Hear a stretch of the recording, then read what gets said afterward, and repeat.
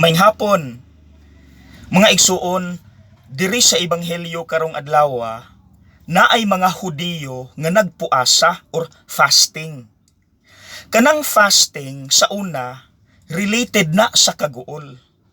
So nagpuasa sila kay naguol sila nganong dugay kaayong moabot ang Ginoo aron luwason sila.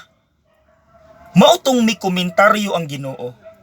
Nganong naguol pa man mo, nagpuasa pa man mo, nga dugay ramang naabot ang Ginoo.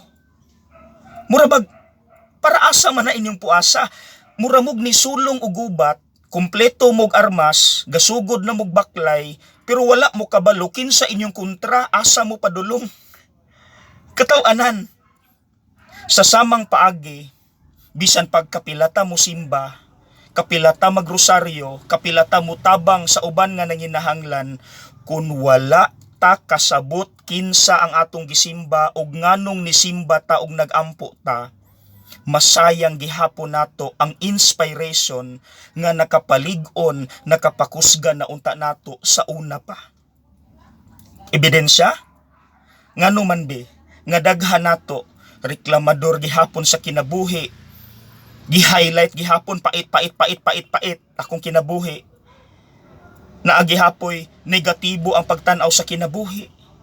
Nga kaila makatas Ginoo, dugay raman siyang naabot, so wala ta kasabot. So akong suggestion mga igsuon atong hulmaning sa Boy Scouts of the Philippines. Kining BSP naani sa kinabuhi ni Kristo. Naapod ni nato the birth of Jesus. Nga si Kristo na tao, bisan siya Dios. So kita pod malipay pud ta nga bisan kita makasasala, ninao gyud ang Ginoo diri sa yuta aron ubanan ta. Salamat Lord. Pag abot sa sala mao may nakapalansang sa Ginoo. So kita pod ato pong tan-awon nga naa pud tay mga problema, mga sala nga ato dapat likayan, ato dapat atubangon. Okay? Pag abot sa pagkabanhaw ni Kristo, nagdala siya paglaom. So kita pod humanta, naguol, naghilak tungod sa problema og sala.